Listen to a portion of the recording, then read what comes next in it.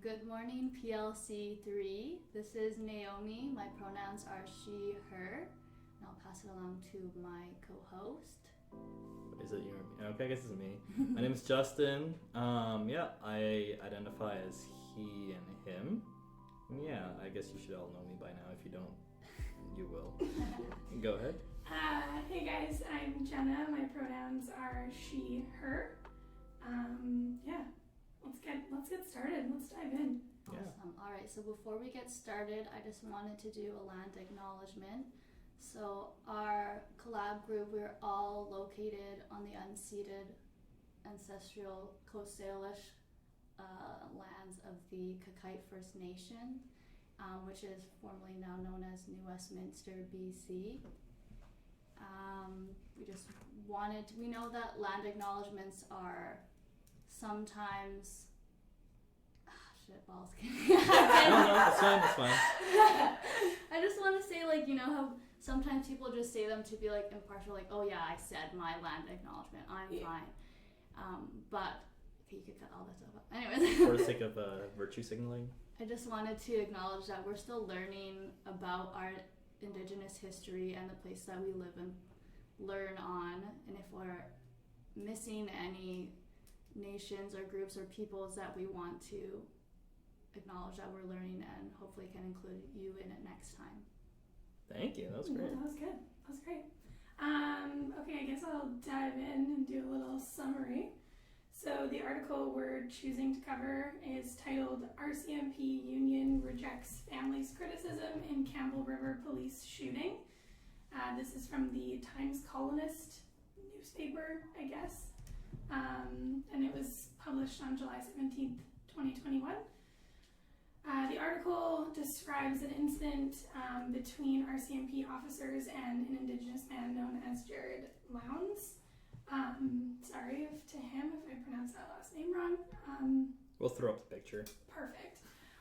So basically the article discusses how the police pulled over Jared due to an outstanding warrant. He was boxed in by police cars and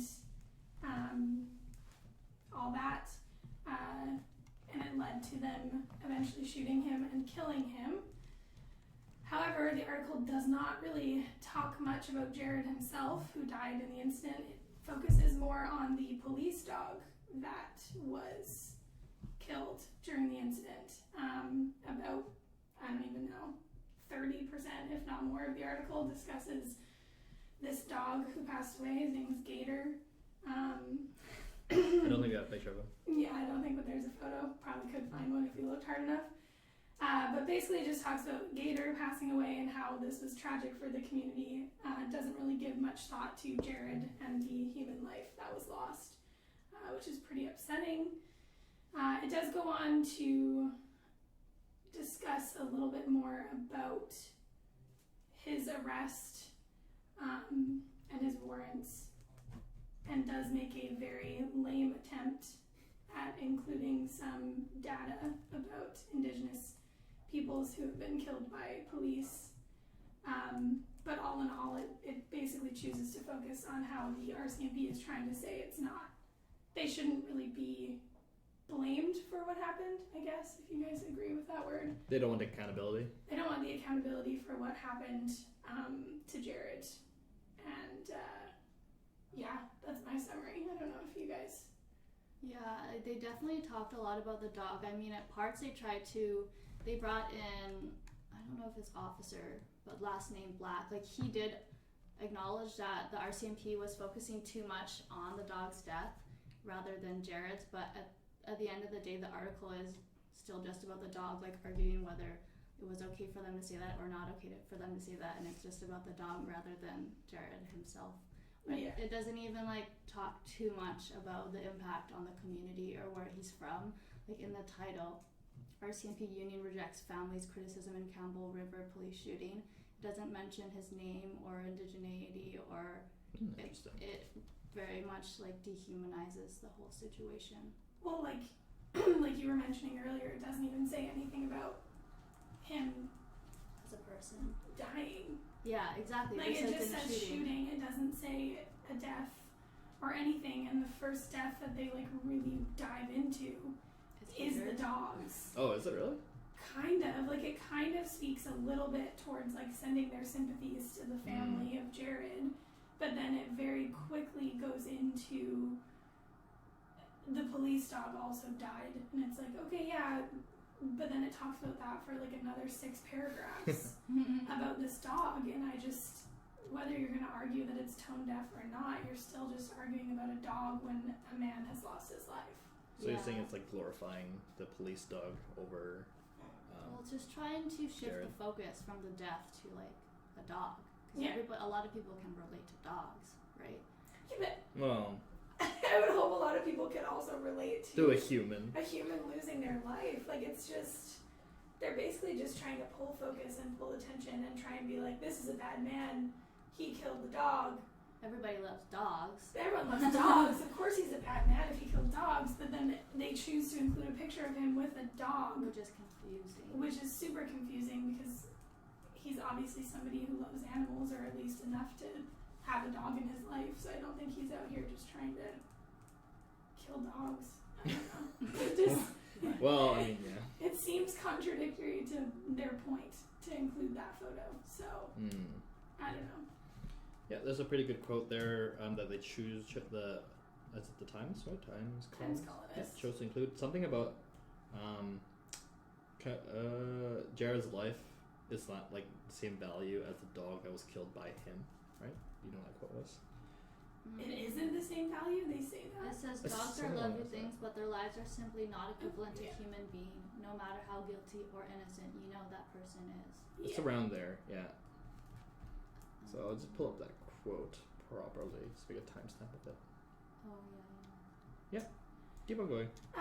So I mean, to dive into more of like whose story is being told and who's not being told, I think we can all agree that Jared's story is not being told in this article Yeah. at all, really.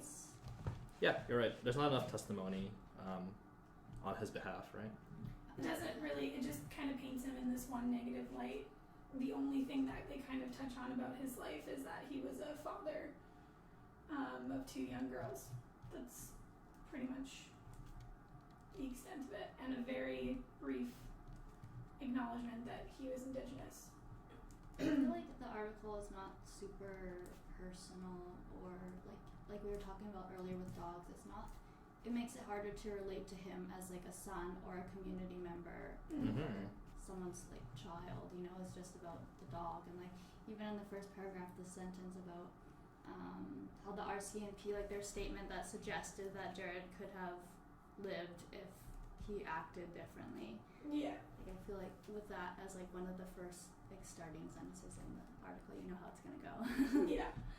Yeah, I think it definitely would, this article, if we read it on our own, it would definitely kind of bias us towards being on the side of police.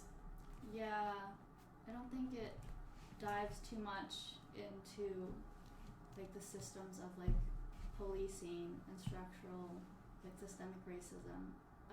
Like I mean, it tried to a little in that one section, but yeah, it wasn't great.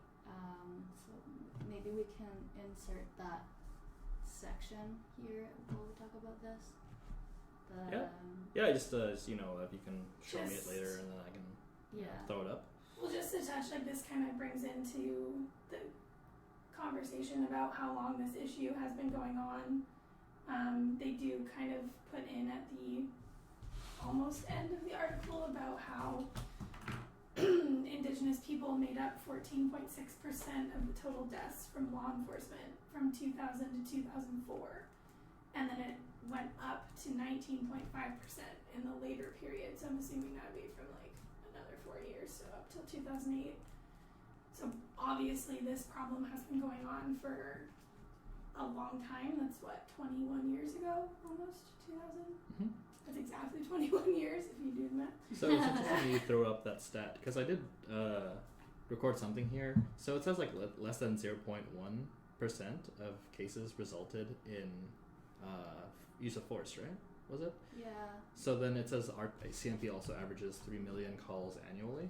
So if you take 0.1% of that 3 mil, that's still like 3,000 cases ending in force, right? Yeah. So exactly. it's like 0.1 sounds like a small number, but Yeah. in reality, 3,000 is like, it's not nothing. That's not nothing. That's a good way to put it. Yeah, like they use numbers to, like I was saying earlier, the numbers almost, and like statistics kind of like dehumanize situations, like reducing people to numbers. Like Mhm. with that simple math there, like that's 3,000 people, which is a lot of people. Mm-hmm. Yep, subjugated to force by police. Mm-hmm. Yeah, like 3,000 people versus a percentage, 0.1%. Yeah. Which to me doesn't really connect too much. But like if I can envision like 3,000 people, I can make a greater connection. Exactly. Be careful with stats. Yeah, you gotta be careful with numbers for sure because they trick you up. All right, so let's take our first break and hear from our first sponsor, quote unquote sponsor. Go. Are you an SFU student? Are you tired of waiting in long lineups for the 145 from production rate? Are you tired of waiting for the gondola to finally be constructed? Well, act now. Now's your time to get your free pair of moon shoes to bounce your way up from production all the way to SFU. I used to spend hours waiting for the bus. Now I can get to class in less than 5 minutes. Thanks, Moon Shoes. My kids loved moon shoes, all 17 of them. I had 17 pairs delivered, but I needed extra. So thanks, Moon Shoes, for giving my kids a fun time and taking time off my hands so I don't have to look after them. You heard it now, folks. Moon shoes, get them now before it's too late. Thanks, Moon Shoes. Moon Shoes is not responsible for any broken legs, ankles, toes, or any other bodily injuries. These shoes will not actually lead you to the moon. Alright, welcome back everyone. So now we would like to take a look at a different article that includes a voice that was not heard in the Time Colonialist article. Forgot the name for a second.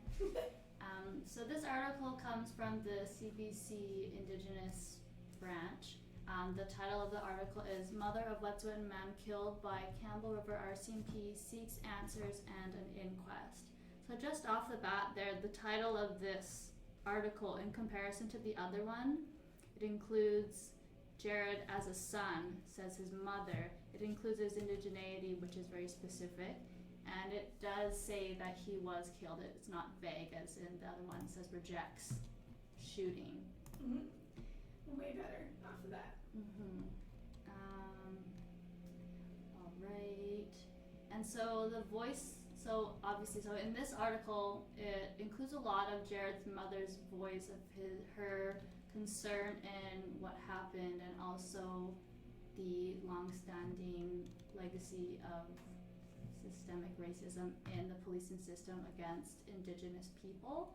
But also, like, to an extent, it brings in Jared's voice because she does speak a lot about his past and how he is a community member. So their community, where did it go? Mm-hmm. The Wet'suwet'en, they're both members, Holland, which is the mother's last name, and Lowndes are members of the Wet'suwet'en Nations, I'm gonna pronounce this wrong, Laxiu, which translates to small frog, clan. So they were both involved in their local community with elders. And she even states here that Jared was a loving and caring person, and he was a positive influence on a lot of his community members. So part of the background that I think was missing from the other article, Jared's mother, I'll just read a snippet here. She talks about how Jared was involved in foster care and the youth criminal justice system, and that he had learned to fear the police because of his and other Indigenous people's experiences. And then she cites here, the reports in news in her community of severe long-term injuries caused by service police dogs. I just don't understand the dog. Yeah. I can't wrap my head around the dog being involved at all. We found another article on this from CTV, just to try and gain as many different sides of the story as we could. And his mother talks about how his car was like boxed in by the police. There's no way he even could have opened the door. They eventually had to pry it open. Like, he couldn't have gotten out in the zone. And I just don't understand, like, if a man is trapped in his vehicle, why the dog was even released. Like, it's not like he was being chased and the dog had to chase him down or, like, outrun him. He was just sitting in his car, and they put this dog on him, and I don't know, if a dog like that was coming at me, like, I would be scared. I'd be scared. I'm not saying I fend it off any way I could, probably. Yeah, it's trying to bite me. Yeah, you're fearing for your life, and there's obviously reports of long-term injuries by these police dogs in their community. So, like, I don't really blame Jared for being scared for his life in that moment and responding in a way to protect himself. Yeah, I was thinking about that too. Like, when in this story was the dog released, and like why? Especially like if he was released like while Jared was already boxed in, because that doesn't make any sense. No. But yeah, I think that both of the articles are missing how the situation escalated to that point, to the point of like the dog being released, but also like the shooting. Like, they missed the key point in the situation when all that was necessary to happen. You know? Mm-hmm. I don't know, I just think reading like the initial article is gonna paint such a different story and really bias your opinion of this person who seemed to be a really great member of his community. So like, if you're not willing to take the time to investigate other... It's hard to see a full picture. Yeah. Even now, like, we had to read from 3 separate articles that had 3... like, they're very different stories, different information, and like I still don't think we have the full picture of what happened in the background of the story. No, definitely not. So like, I mean, I guess based off the question of this assignment of like, what's the real story, you can see it's not so easy to find, but you should take the time to follow different leads, to find different resources, because that initial article is only going to give you one side, and I feel like unfortunately most people will read one side, one article, one side, and move on from it and think they understand what happened. So I don't know, I want to say thank you to Naomi for bringing forward this like indigenous, like CBC indigenous, because I didn't even know that existed. So that's helped me understand news more through this, I guess. Yeah, no, good job with that. A couple closing comments. I guess that was actually pretty good for closing. Thanks.